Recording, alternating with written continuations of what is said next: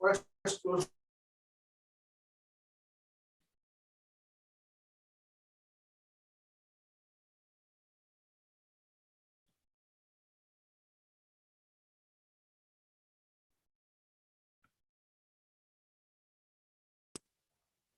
can see that we're on. I think we're just on the delay. You are live. All right. Dr. K, why don't you get us started?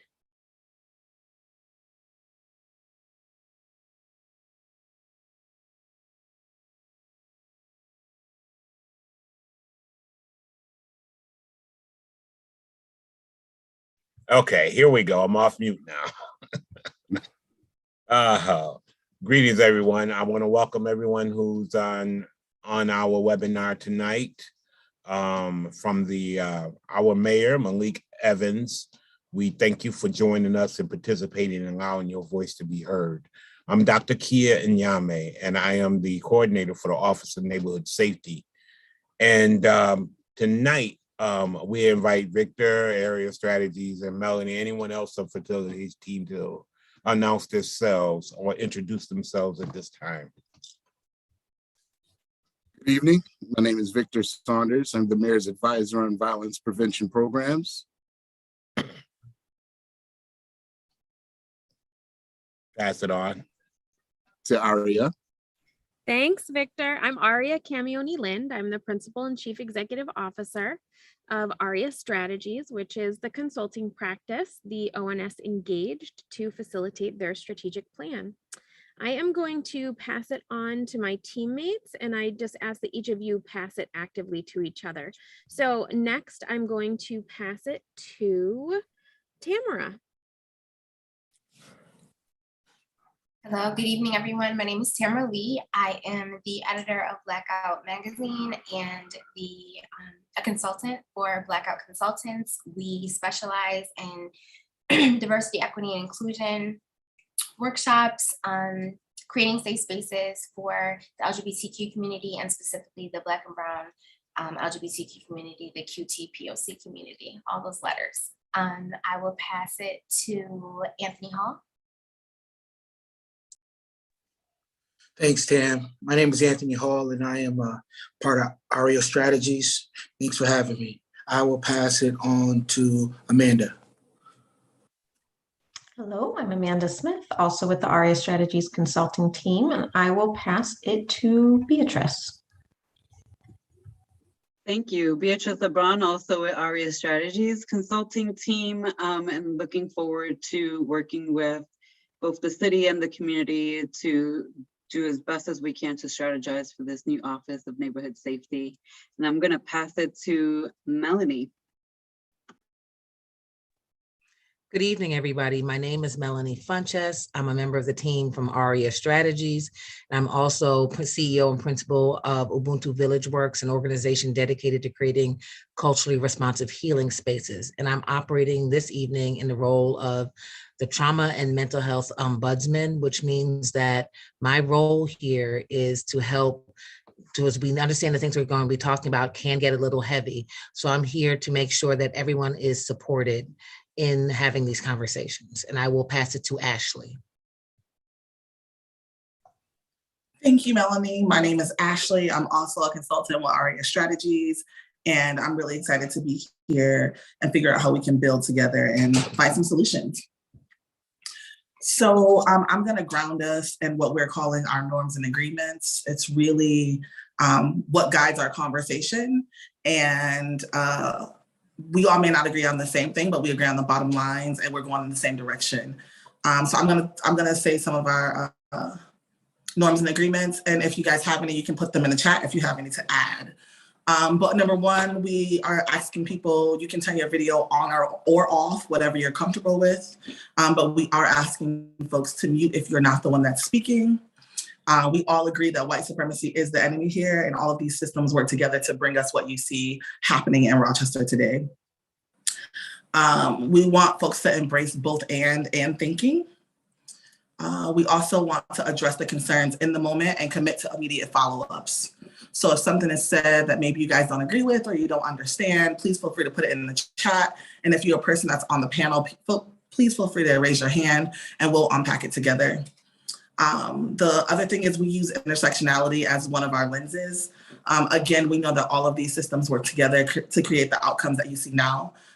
So we want to make sure that when we're talking about things like gun violence, we understand that it's not just gun violence, there's all types of violences, and gun violence is one of the ones that's up close and personal to us. And then last but definitely not least, we always want to center directly impacted people. We believe that the people that are closest to the problems are the people with the solutions. So we want to always make space, make room for directly impacted people at the table. We want to lift up their voices, lift up their thoughts as thought partners, and make sure that we're raising them. And again, if you guys have any more to add, please feel free to put it in the chat, put it in the YouTube. And yeah, I'm going to hand it over to Aria. Thanks, Ashley.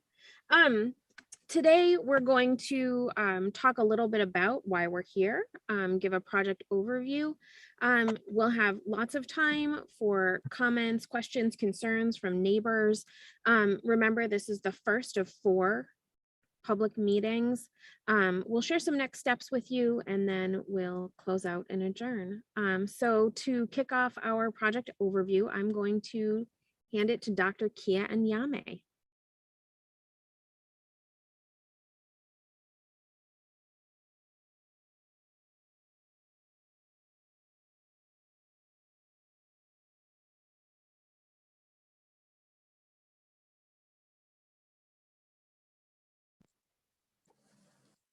Can anyone else hear Dr. K? No, I think he's muted. Dr. K, it seems like you're muted. Can you unmute and start again? Thank you. Yes, my apologies. I was having some computer issues and I'm trying to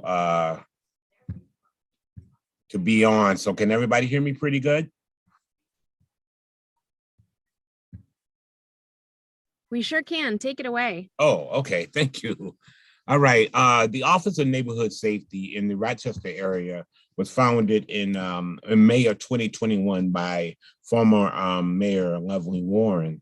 It is a implant of some evidence-based models that originated out of Richmond, California, that is now have been there since 2007. And the data shows how much they've been able to reduce gun violence. Also, the Office of Neighborhood Safety is here to serve as a hub for those of you that may be involved in community-based organizations or churches, you know, that are providing anger management or other kind of outlets for our young people and for people in our neighborhood in general. We're kind of going to be a hub for that, to be able to allow each other to know who we are and to quit working in silos, as well as to be able to serve our communities more effective by capacity and dedicating ourselves to the end of gun violence. So we engaged area strategies to facilitate our strategic plan, because it's really important that we hear what you have to say. This is not going to be one of those initiatives where we decide what the community needs. We're real adamant about having the community decide what they need, because some communities need some things and other communities need other things. So area strategies is taking the lead on our strategic planning, and I'm going to turn it over to them as of now, and we'll be able to answer questions more from me later. Thank you. Area? Thanks, Dr. K. So I am just going to talk quickly about what we're doing. We're going through a strategic planning process now with a cross-stakeholder group. We're engaging them in work sessions. We're also doing public engagement, including 4 town hall meetings, a survey that's available both in Spanish and English, and we're doing small group engagements. After we're done with the work sessions and public engagement sessions, we'll enter implementation planning. And after implementation planning, we create the strategic plan, the safety plan, and the first year of the implementation plan for the strategic plan. This just gives a little bit more information about our public engagement, stakeholder mapping, community engagement, including the survey. We did a mini survey around the holiday season. We're doing a great big citywide survey right now. Small group engagements, public meetings. We analyze all of this data, and then we use the data in our analysis to inform the Office of Neighborhood Safety's strategic priorities or focus areas for the next 5 years. So now I'm going to toss it over to Victor Saunders, who is going to take us through some of the things we want to think about and get feedback on from all of you, our neighbors. You can send us your ideas and thoughts and comments 4 different ways. You can email us at hello@ariastrategiesllc.com. You can text us or leave a voicemail on our phone line at 585-319-6007. And if we can get those YouTube comments opened up, you can also comment on the YouTube live stream. These 4 ways are all monitored right now, and we'll be able to lift up your questions, comments, and concerns to the panelists and hosts. And you'll also be able to reach us at the email and text and phone lines after this meeting. So I'm going to toss it over to Victor to walk us through some of the things we're going to think about this evening.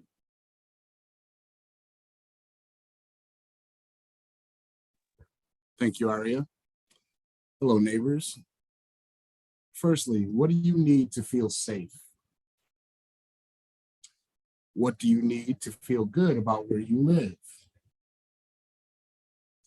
What does your neighborhood need to be vibrant? What do you think is the city of Rochester's role in keeping you and your neighbors safe? What do you know about violence prevention in Rochester? What would make violence prevention better than it is now? What is Office of Neighborhood Safety's role in violence prevention?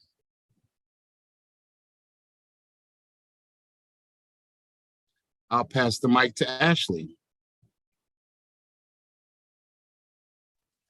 Thank you so much for that, Victor Saunders. I know that this is a recorded Zoom and it's going to be on YouTube, and I don't know how many people is tuning in now because we can't see it, but there will be a playback button. So if you are watching the playback, please feel free to answer these questions.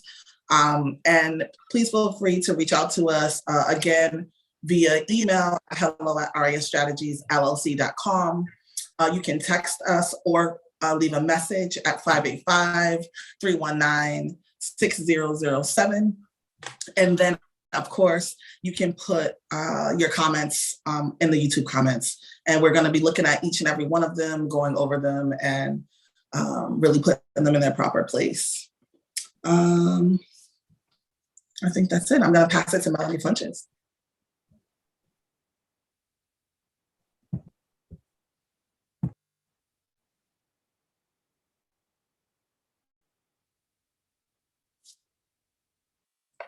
Melanie might be on mute as well. I'm sorry, I was having technical difficulties and could not come off of mute. So while we're having this conversation, I want us to remember that if you are having any challenges because of everything that's going on, that there are services and there are supports available. So I would want to highlight that if you are feeling that you need to reach out for mental health help, you can call Lifeline, 211 Lifeline, and through that line, you can get access to mental health numbers for mental health counselors, numbers for the mobile crisis unit, as well as the mental health urgent care. And also there are a number of counselors and therapists that are available in the area that if you are in need, you can also reach out to me directly at melanie@ubuntuvillageworks.com. That is Melanie, MELANIE, at ubuntuvillageworks.com. Ubuntu is UBUNTU villageworks.com.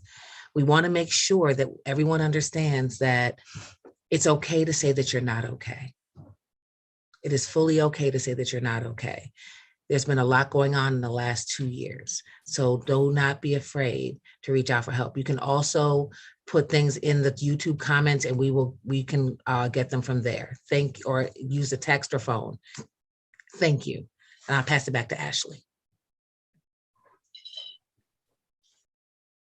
Ashley, I was going to ask if we could maybe have Victor talk a little bit about how the Office of Neighborhood Safety fits into the mayor's vision for public safety in the city, and how they understand the relationship with neighbors.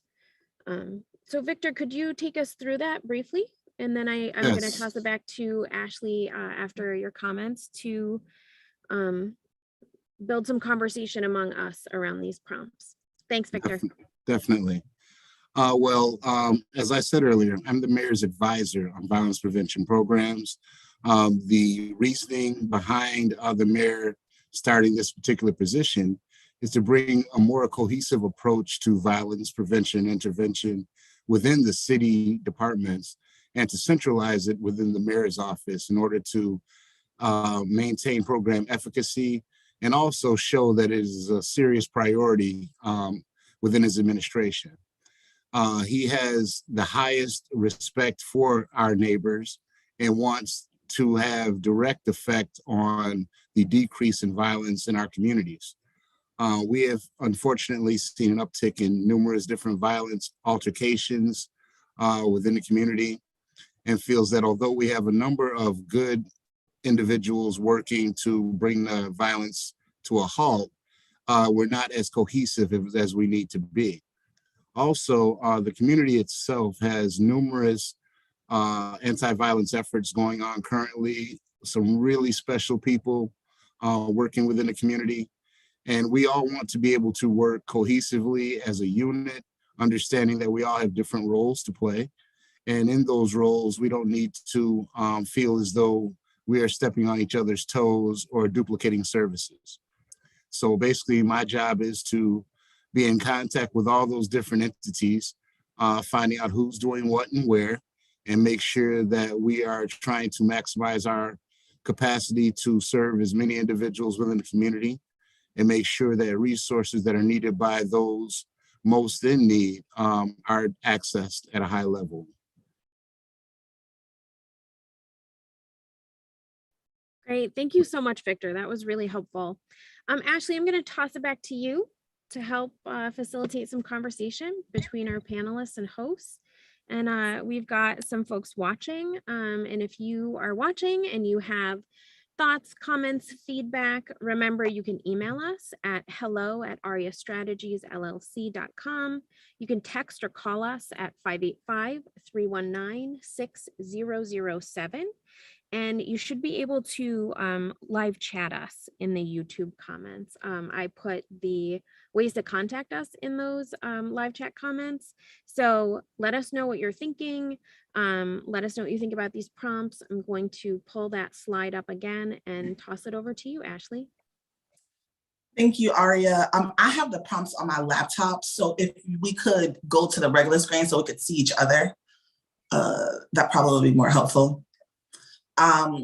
But we're going to ask folks to take their computers or whatever device you're on off of mute and kind of let's dig into this conversation together. One, because we want people on YouTube, even if they're watching the playback, to feel comfortable enough to answer the questions, and maybe us digging into the conversation a little bit will be kind of like a roadmap for folks. So I'm not going to go through all of the prompts, but just a couple of the prompts, and whoever wants to jump in, feel free to jump in. One of the questions says, what do you need to feel safe? And I think about where I grew up. I grew up off of Portland Avenue and on the west side off of Earl Street before I got adopted. And there was tons of violence. A lot of the time, I grew up in a very strict household, and we were shielded as much as possible, but it hit our family, and it hit our family like a ton of bricks over and over and over again. And when I think about the losses after this meeting, I'm getting ready to go to a balloon release for one of my cousins who was killed last year. And when I'm thinking about things that would make me feel safe, most of the folks that are dying, especially in my family, are young people, both to gun violence and other types of violence. And one thing that would make me feel safe, if there was healthy outlets for young people in this city, if they had places to go and things to do that capture their interest, and not just capture their interest, but help propel them into what they wanted to do in the future. That would be one thing that was helpful to me. If we hosted safe spaces, and I mean real safe spaces. I feel like we're in a time where people just use safe space freely. But if we had actual safe places for young people to come, when I think about homelessness, when I think about poverty, especially poverty, Rochester is leading the way when we talk about adolescent poverty. So if we have more resources, or the resources were given to the right people in our community, that helps shape, some of the paths for these young people to get on, that would make me feel safer. And if we had relationships with our elected officials, the people who were making decisions for us at the top, but a lot of times not impacted at the bottom. And if we widen those tables so that regular people that live in these neighborhoods that's impacted by these issues could sit at the table and help be some of the decision makers and thought partners, that would make me feel safe. So I'm interested to know, what does it take for you guys to feel safe in your communities? I know the majority of us on here grew up in the inner city, grew up in these neighborhoods. We talk a lot about the Death Crescent. A lot of us grew up in those neighborhoods, running the streets in there, going to rec centers in there. So I'm interested to know what would make you all feel safe. And I will pass it to Anthony Hall. Thanks, Ashley. I think you hit everything on the head directly for many of us in the community. Relationships in the community are very important. When we talk about community, we forget that, our neighbors, those that reside next door to us, across the street from us, are people. So for me, that's a part of safety where I live at. I live in the southeast of Rochester off of Webster Avenue. And, our street is very long and narrow, but, it's important that we engage each other. My neighbor just knocked on my door and asked me, did he want to shovel me out? So those relationships that we build in community is very important because it changes the culture. We see different things. Also, how we engage our young people, giving them access to sustainable opportunity is very important, as well as building up households, families. I think we, as a community in a county, we know how to go after dollars to gain resources to help programs. Now we need to make sure, as Victor said, a cohesive front on allocating funds and distributing those funds to grassroots agencies that are directly in the trenches with impacted people. So I think that's one way of being safe.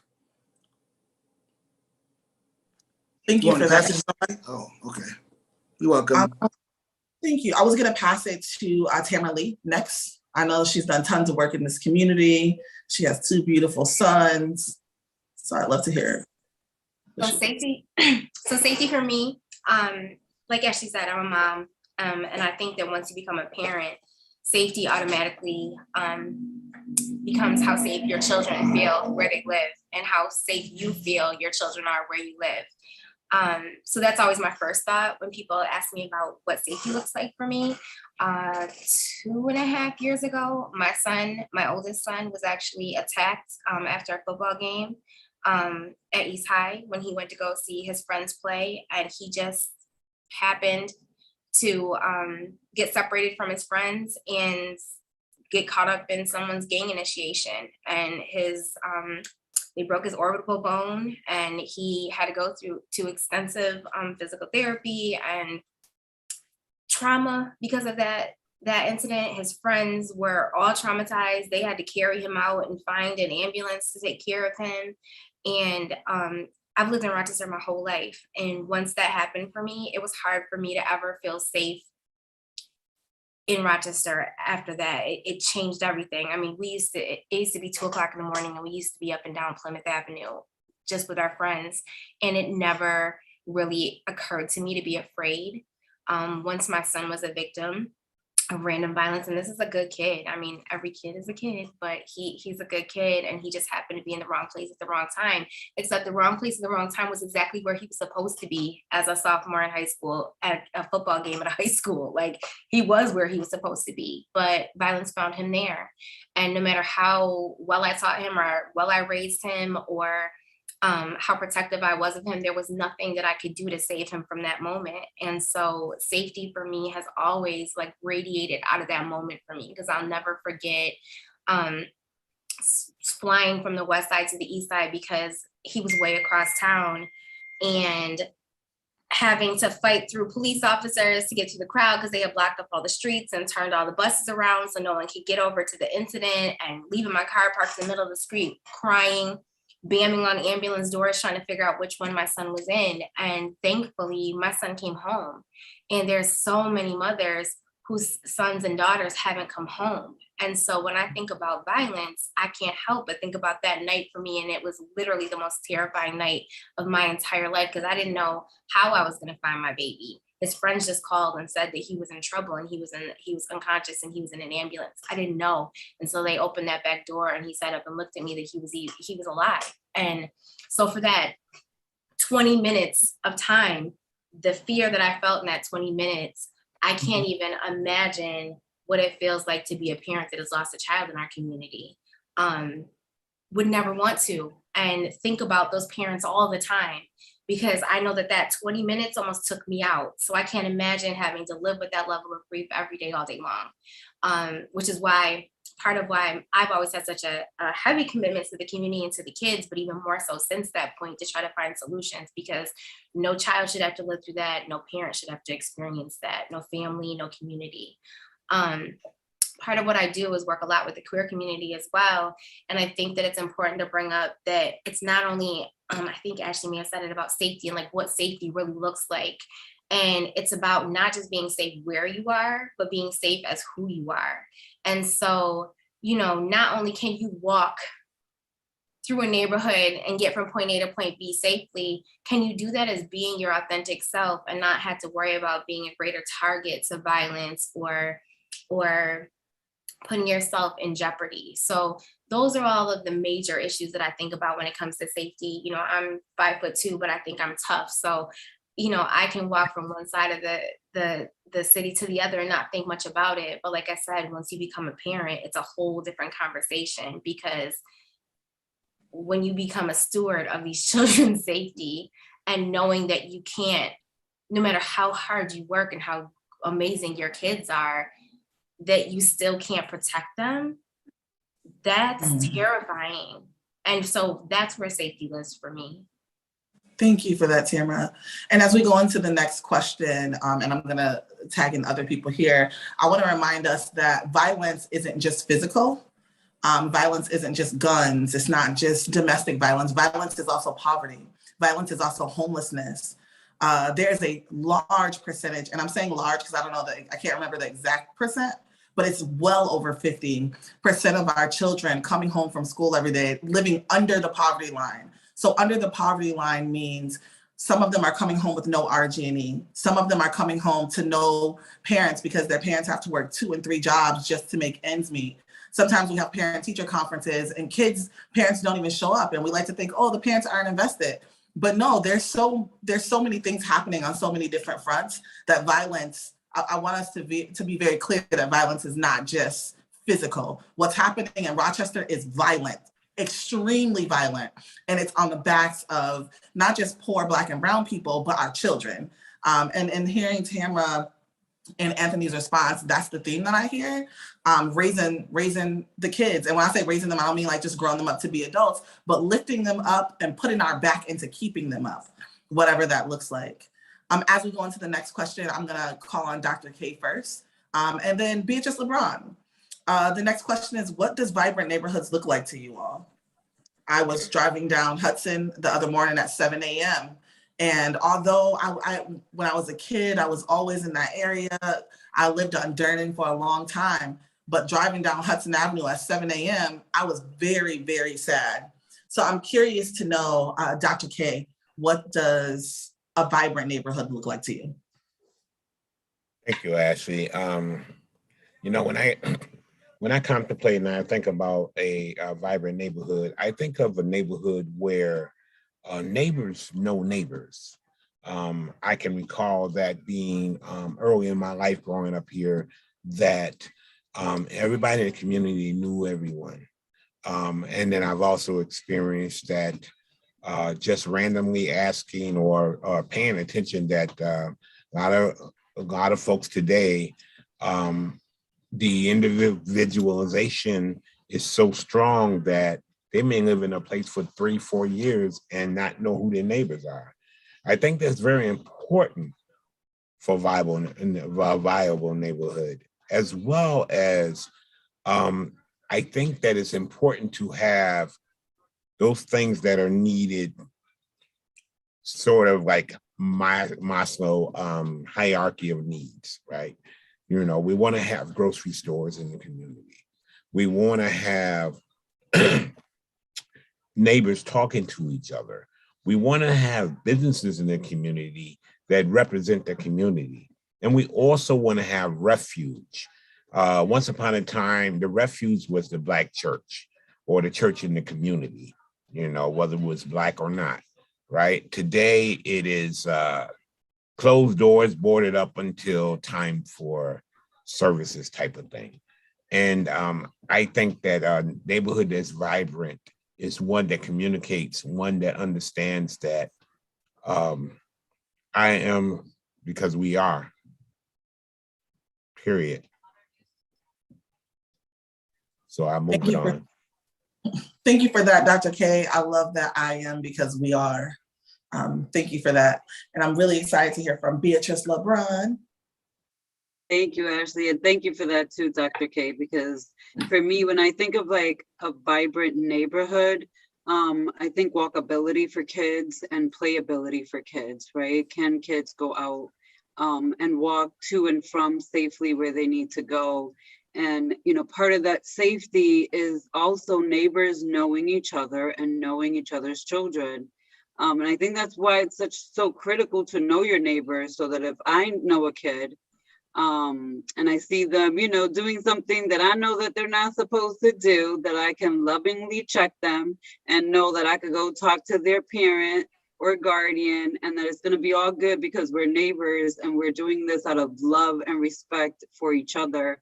And we've kind of have sort of lost that, right? So I grew up in the Bronx, and even though in the Bronx, you know, it was large buildings, we all knew each other in the building. We all hung out together outside.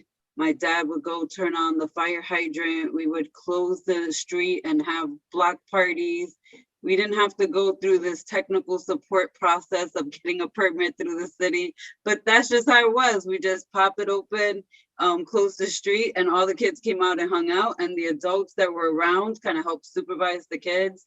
And it wasn't until I'm an adult now in Rochester how much I miss that and feel a sense of loss for my own daughter who doesn't have that sense of community here. And so I have a daughter that lives on Child Street, another one that lives on Flint Street, and I'm on Post Ave. And those are vastly different, even makeups of the neighborhood. But I feel okay walking on Post Avenue and Arnett. I don't feel, although there have been incidences, I don't feel 100% that I can send my daughter out though by herself to go walk that neighborhood, right? And walk to the store, walk to the library by herself. Although those are things that I did as a child. And not only walk, but like I said, play, catch the train, catch the bus. those are not things that I feel like I would feel comfortable sending my daughter to do. And I didn't feel comfortable sending my two oldest to do on their own, even when they had to catch the bus. So for me, that walkability, that playability, that sense of neighborhood has to be there. And they're all interlocked and interchanged. So, and it applies to our schools. When we talk about community, I just want to uplift that the churches, but also our schools. We have these, some of them under modernization, immaculate buildings.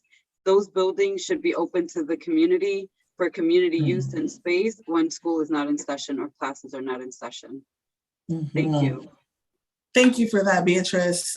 Listening to you talk about growing up in the Bronx, which makes so much sense now. Like, how did I figure that out? But listening to you talk about that reminded me of when I was younger and we used to go downtown to the Teddy T and we used to open up the fire hydrant over on Earl Street, and like just the amount of like community and fun it was. I remember going to the rec center on Flint Street and all of my cousins going at the same time, or we waking up early in the morning and my aunt saying, all right, y'all go to the rec center. And we would be at the rec center all day, not because we had to be, but because we got everything we needed at the rec center. We got community, we got lunch, breakfast, and almost dinner. We got friends, we felt safe. There was always something to do.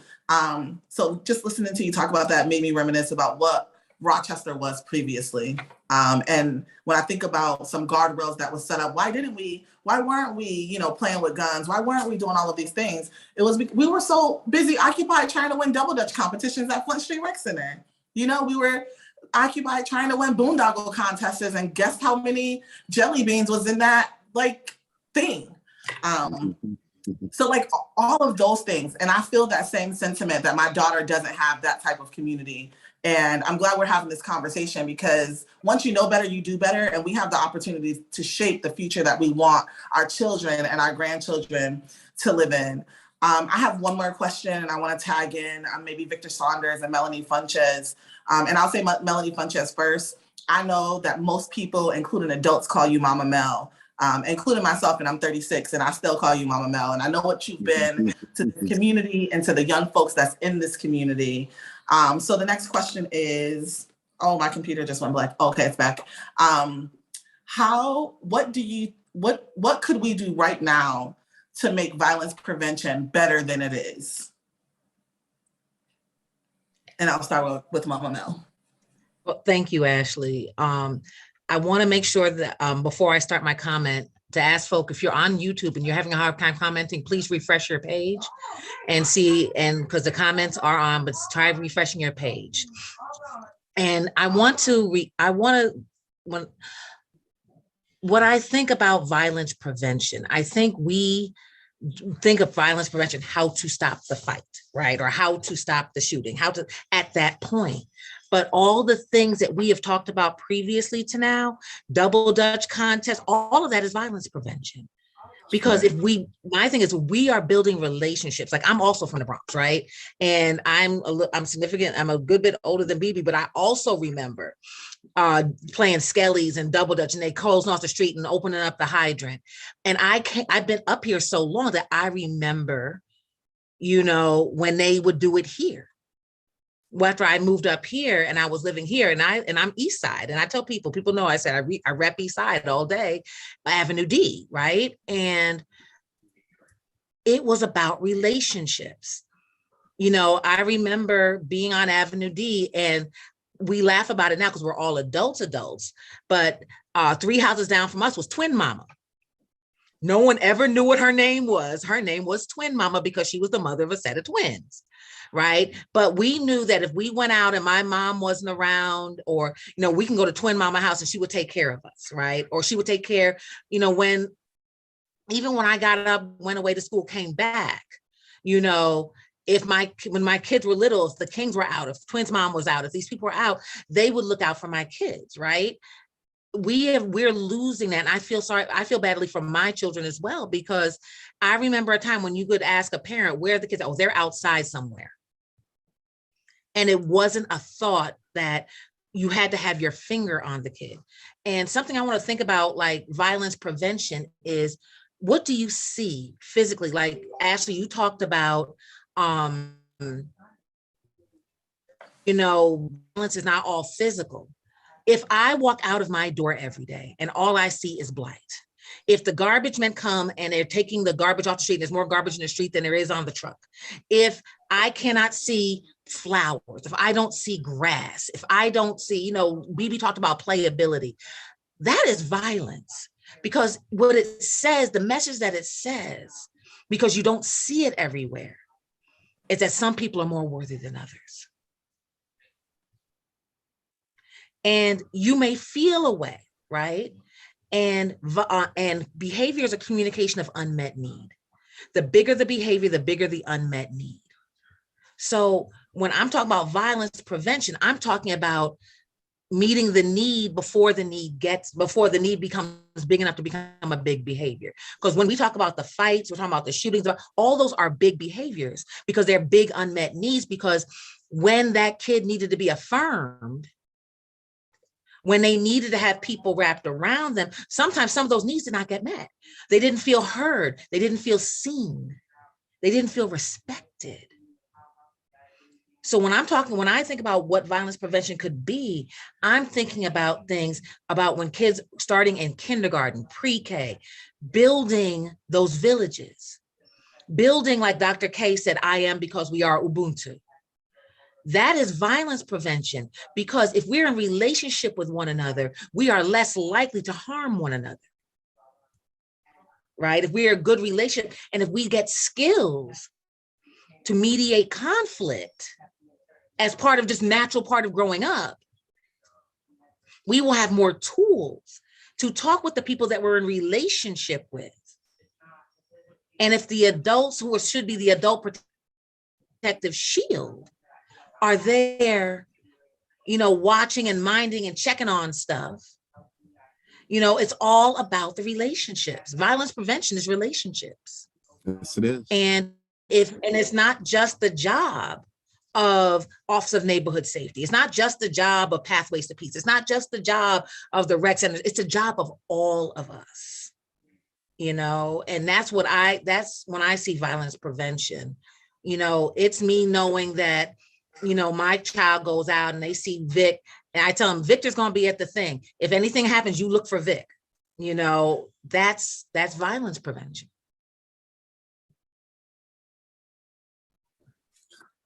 Thank you for that, Mama Mel. I love that it's just not on the Office of Neighborhood Safety or on the city or on Pathways to Peace or on Rise, it's on all of us.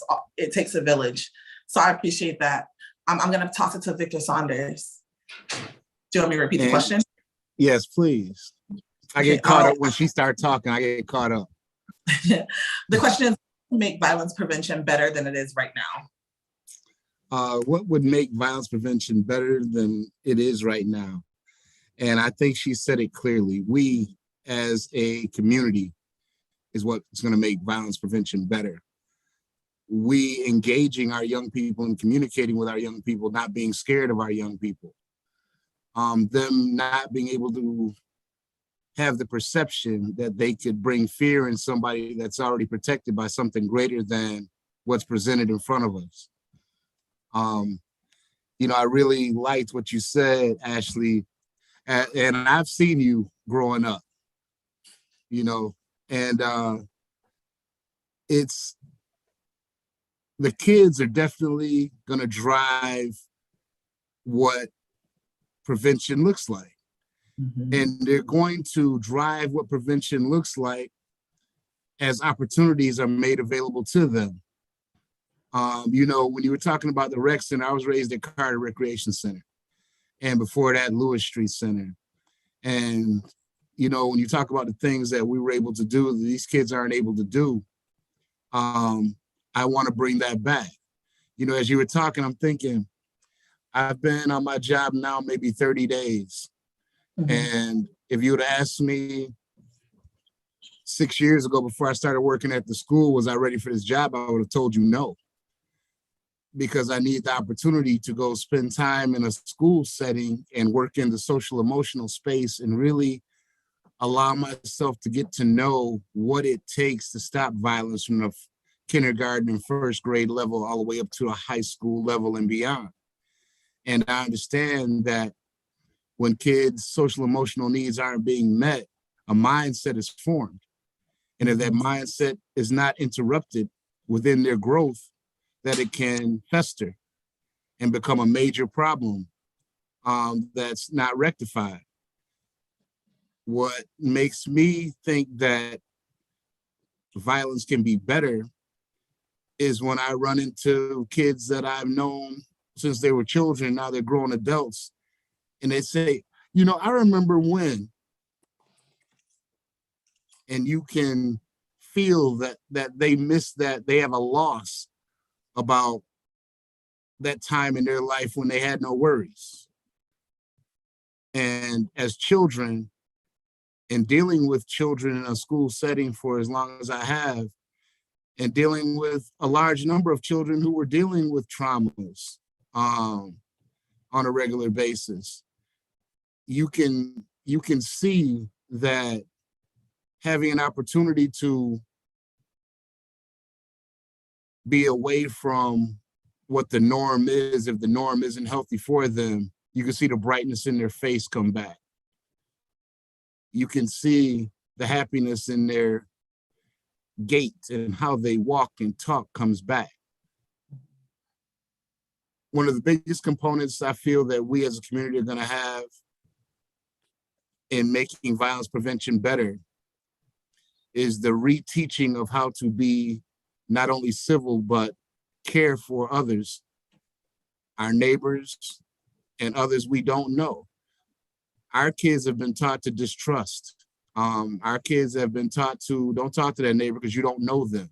Well, you won't get to know them unless you speak to them, and speak to them in a way that you want to be spoken to. You know,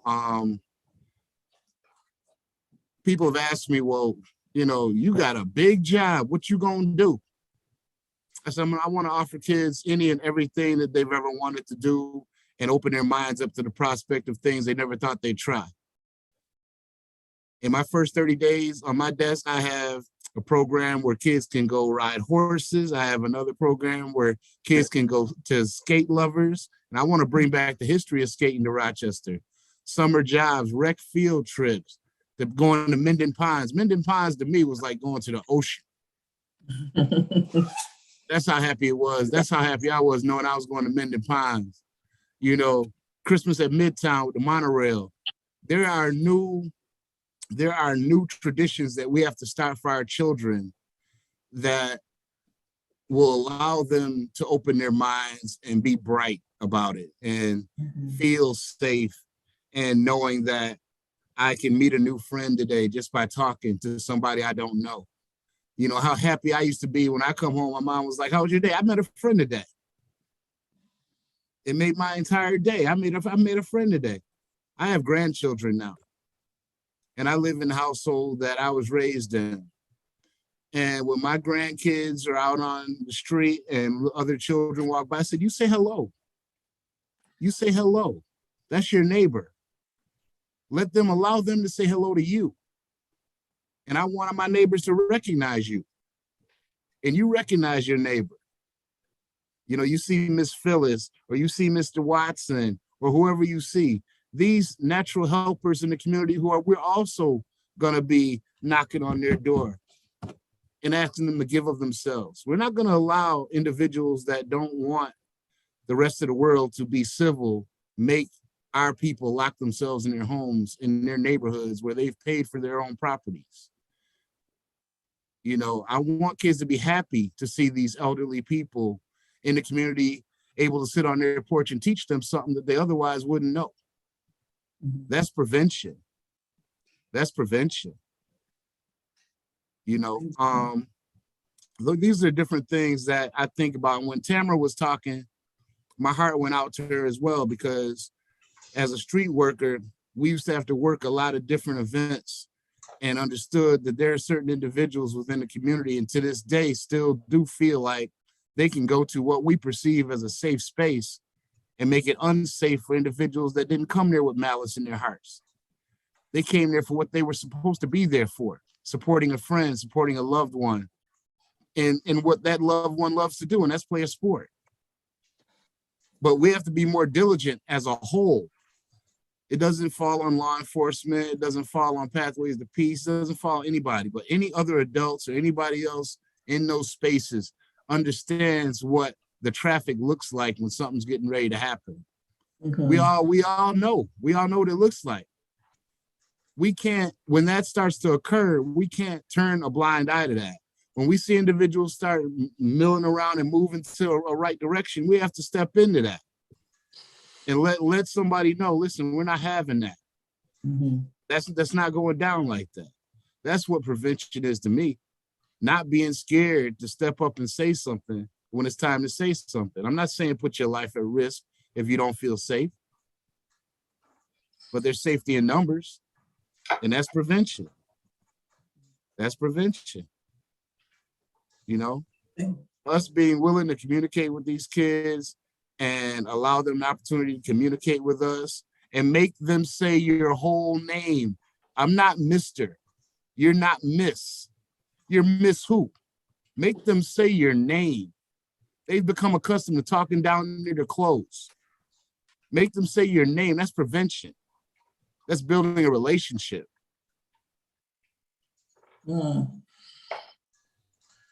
Thank you so much for that, Victor. I feel like I just went to church, got a whole lesson. That was amazing. I see the comments on Facebook and on YouTube and the comments here on the webinar. And one thing that keeps coming up is so many different issues: jobs, drugs, gangs, education. And I want us to remember, I know this is the first conversation of many, and I'm excited about that, but I want us to remember that all of these issues are intersectional. All of these issues feed off of each other.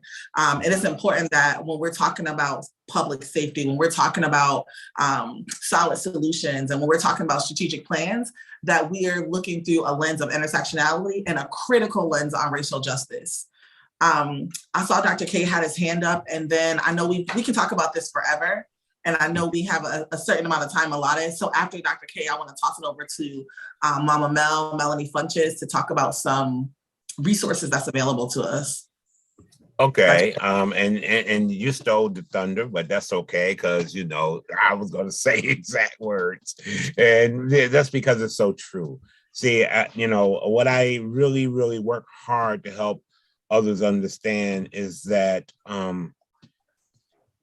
those who are Black and brown in society, we work through a different lens, right?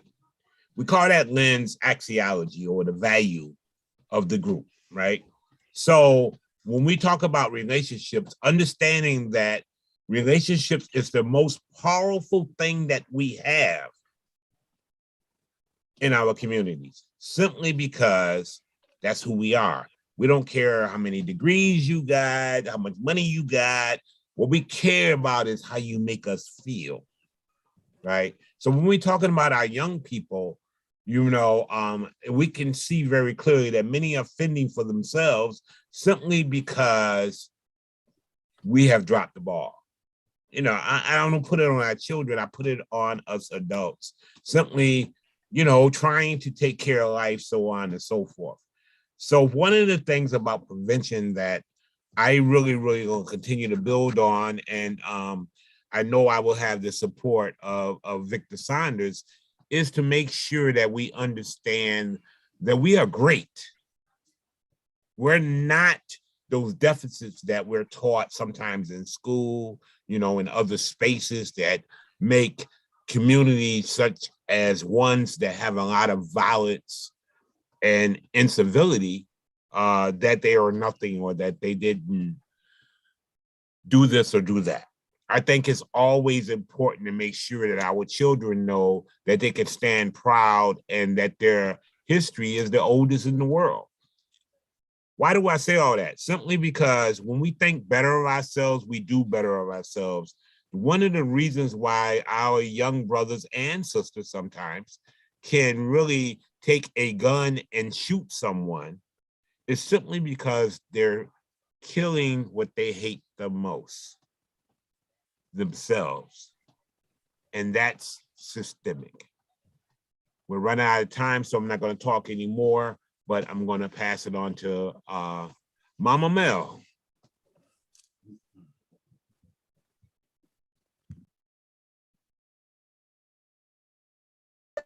Thank you so much.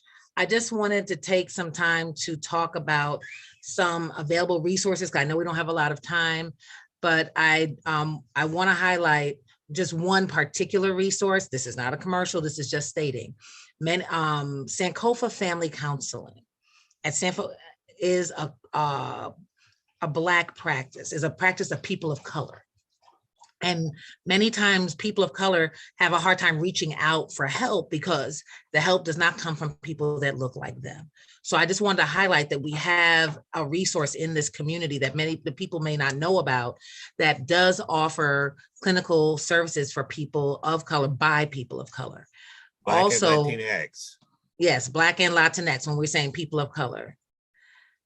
And what I also want to say in this time, one of the biggest resources we have in this community, and we've talked about it all night, is each other. What I mean by that, people say, you know, everyone calls me Mama Mel.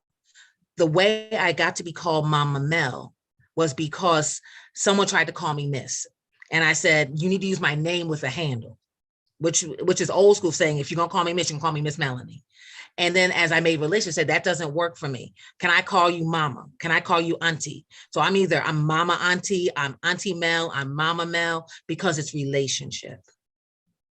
So the resources we have are Sankofa Family Counseling. I want to highlight them. You can call 211 Lifeline for 211 Lifeline for access to mental health services, mobile crisis, and also finding out about the psych urgent care.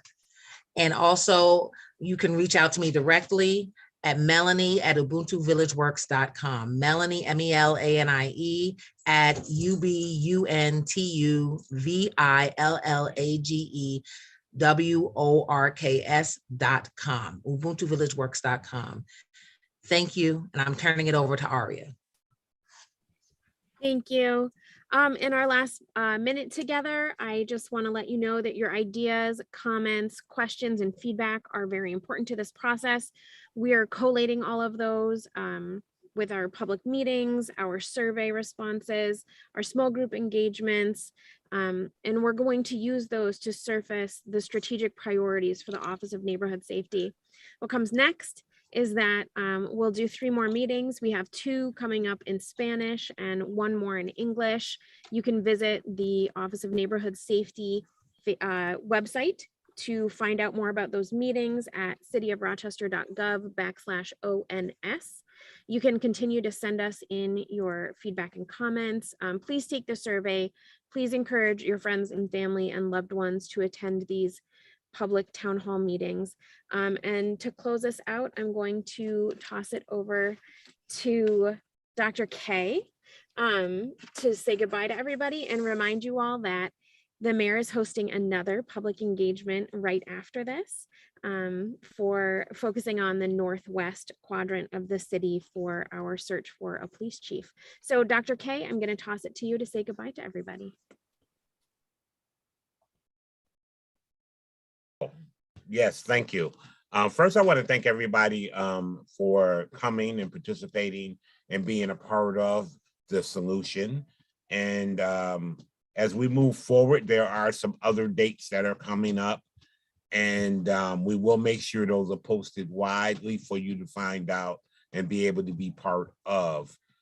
After this, the mayor is having also a forum as we talk about what we would like the next police chief to be about and what kind of platform we would like them to stand on and who we would like to choose. So stay tuned for that. You're welcome. And I believe that our next event will be totally in Spanish. And Aria, if you can give the date of that for me. Yeah, it's next week. And the date of that is February 9th It begins at 11:30 and concludes at 1 o'clock, and it's a bilingual meeting in Spanish and English. Okay, and our mayor thanks you, Malik Evans, as well as our advisor to the mayor of violence prevention. And we ask that you contact me or Victor with any questions you may have at the emails you see in front of you, and we can try to support you in what it is that we're talking about at that time. Thank you. Thanks, everybody.